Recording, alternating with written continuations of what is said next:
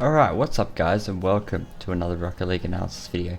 So I haven't released one in a while. Oops, sorry. I haven't released one in a while, so thank you for being so patient. Yeah, this is for Kevin, and we've done two already before, but we're continuing. And I've already done this once, but the sound was all messed up, so I'm doing it again. But anyhow, let's get stuck in. I love those wheels, by the way. They're kind of cool.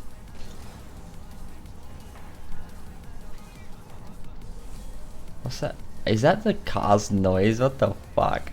I've actually heard this car's noise like close up before, like a bit crazy. Oh, hold on, I just missed a bit. It's like it's spot already that you're rotating pretty defensively, which is good. But I see here, he went for a fake jump, and you could see that before you actually jumped, and before you even got too close to the ball. So don't be afraid to like take your time with those, and so you could put a shot on net. You definitely did have a shot there.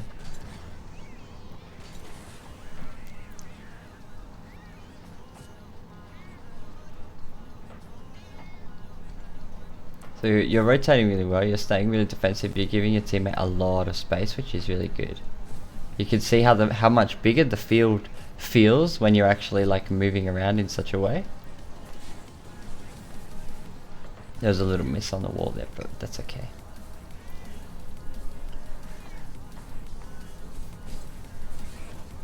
Alright, so this is the exact same situation as the first time. You've noticed that although they're not actually pushing up on the ball, like you're gonna get a hard beat on them. So in this situation, you don't have to like rush. You could take your time, and he's basically passed it to you. So you could take a shot there, or like get a big hit, a big clear downfield. So that's definitely something that I would recommend doing. Taking time, staying a little bit more grounded in the midfield. I'm noticing your defense is really strong, but your midfield's that was a good 50. But your midfield stuff is still like, it's shaky. So definitely don't be afraid to work on that a little bit. Same there, like just those touches that that you're sort of rushing. That was an unfortunate first touch, but you salvaged that really well by turning it into a pass. That was smart. So this position, that little shadow, was quite good, because if you had it gone straight off the wall there, it would have been a bit risky. Now, in this situation, you rush some stuff, but then stuff that doesn't need to, that can be rushed, that you can just like ball chase, you are still hesitating a little bit on.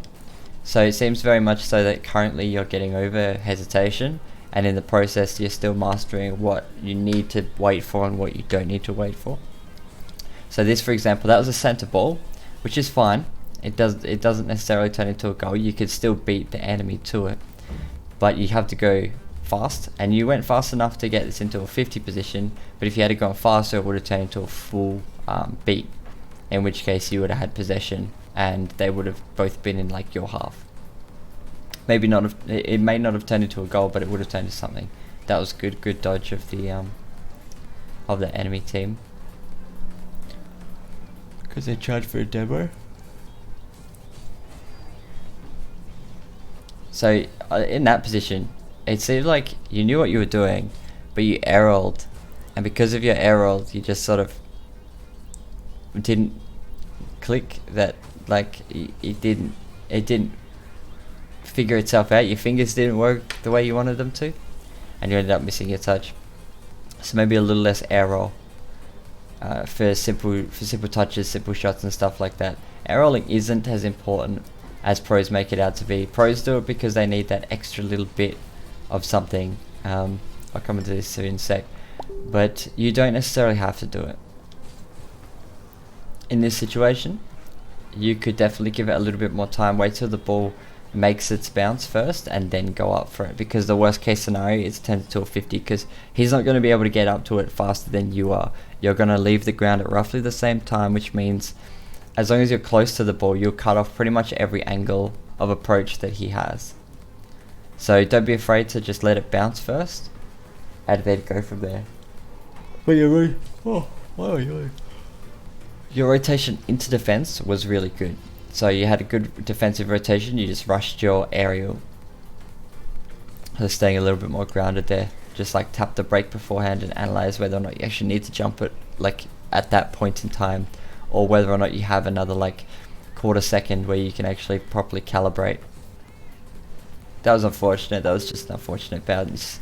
Sometimes you get better at reading those over time, then you're not always gonna be able to, and you'll make that mistake a lot. It's quite common. That was a good little 50 there.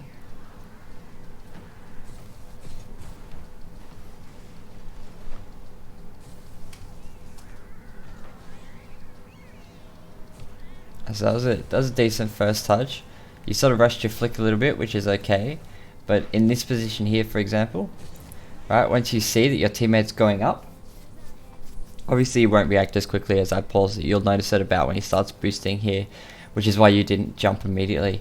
But you want to start turning around to go back to your own half, because if this Devo guy gets a full beat on your teammate, it can end up pinching into like your half and stuff. So you definitely want to be quick on the recovery when it's a sort of sketchy situation. You're not really sure if it's going to work out or not, which is what you've been doing most of the game. So I'm not going to pick at it too much.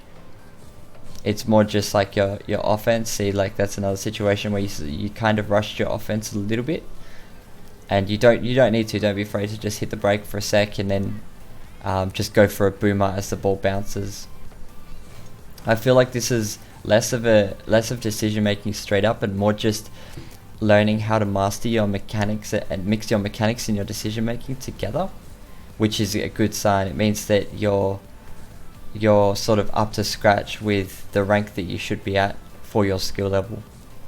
For the most part, that's usually what it means. But it doesn't mean that there isn't still improvement to go. There's still more you can do. It just means that like you're on the right track, and that's important. So that was another situation. You've noticed a few times now that you've spotted a situation where like you're going to get the beat no matter what. Like you're going to win the race to this ball, but you still jumped for it a bit quick anyway, and then you air rolled at the end, which made your touch a little bit weaker than you wanted it to be. A lot weaker than you wanted it to be, I should say. So air rolling, for starters, like air rolling, maybe air roll just a little bit less. That was a good rotation there. Air roll a little less, and don't be afraid to stay grounded until you have analysed what's going on with the rest of the play. And practice in free play and stuff, practice boomers so that you can take your time with stuff, because you won't always be supersonic, and you need to be able to hit a clanger of a shot and a clanger of a touch without actually going too fast.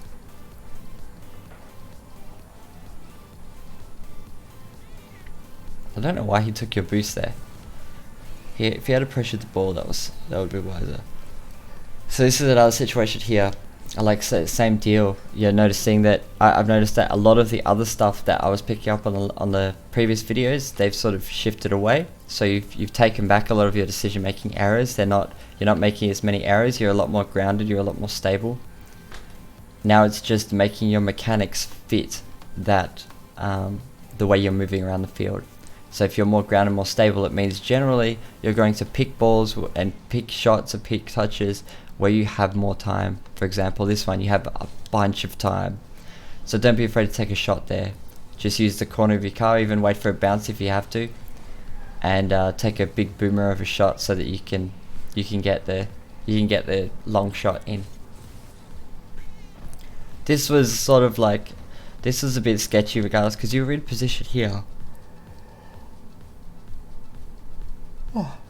You were in position here, but then you turned around here.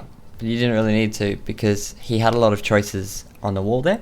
He could have hit it center, he could have hit it any other way. So you want to be facing your net, not into the corner. Unless he looked like he was definitely going to hit it into the corner. That was a good little pass into mid. Not perfect pass, but it still kept possession, and that's important. That was a good pass by him. You sort of rushed that aerial, but it's on 0 seconds, so like, it happens. It wouldn't have been an easy shot anyway from the position you were in. I don't know what that was supposed to be. he's like, Devo's like, "Oh boy, we'll go for kick off," and this other guy is like, "What?" And he's like, "Yeah, go for kick off," but like he said that while he was like right here, so the other guy's already going for boost, and yet still the other guy got possession, and they tried to turn it into a play anyway. Like, what? This was good. I gotta give you props for the way you moved here. So you saw that your teammate wasn't in position anymore, so you were like, oh, and instead of panicking, you stayed in there, you stayed grounded, you went far side of the post, and then you went for this here. Your air roll again sort of screwed you up. If you hadn't have air rolled, your car just would have turned into it, and you would have hit the ball with a lot of oomph, and you just would have, it would have gone, cleared well, and with a lot of power. Oh, feels backflip, my dude. That's okay though. That was good. That should be a goal. Oh, the post defense, dude, too good.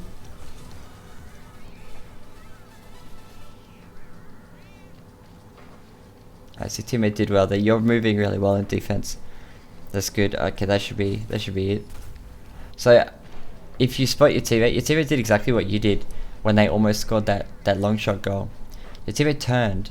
Sorry, not your teammate. The enemy. The enemy turned in the middle of the field. And he just turned for no reason. And instead of turning back as well, like he did actually have time, because unlike the time when you did it, this touch here wasn't on net. The teammate's touch wasn't on target. Therefore, he still technically had time. And instead of turning around or half flipping or really doing much of anything, he tried to pre-jump it. He tried to pre-jump a wall bounce. And yeah, he just rage quit after that. So yeah, I think all in all, it's good to see that you've progressed so far. You've made a lot of improvements. Sorry for the little Facebook noises. You made a lot of improvements, and that's a really good thing. Your midfield is where you've got to go now. So what I would say is practice boomers, practice hitting the ball with power without too much momentum. Practice heavy first touches, because they are really good at putting the enemy off. Like when the ball's like bouncing and you just like slip into its bounce and like that, but harder, so that it goes on target but with pace. Then it's in front of you and you can make more of a play out of it, instead of it landing on top of your head. Because landing on top of your head isn't a bad deal, but in 2v2 they'll usually have one person just hard push you, and it can mean you get dunked and stuff like that. So those bounce dribbles can be really good. But apart from that, you've made a lot of improvement defensively, and yeah, I'm looking forward to seeing like more of it. And I've hoped everyone's enjoyed this video. I hope it's been helpful. And if you liked it, leave a comment. I love comments. I read all of them. Yeah, I don't always react, but I do read all of them. And which I need to get better on, because really there's not that many comments, and I really should be. But yeah, I hope you enjoy your day, and thanks for watching, and I'll see you guys next time.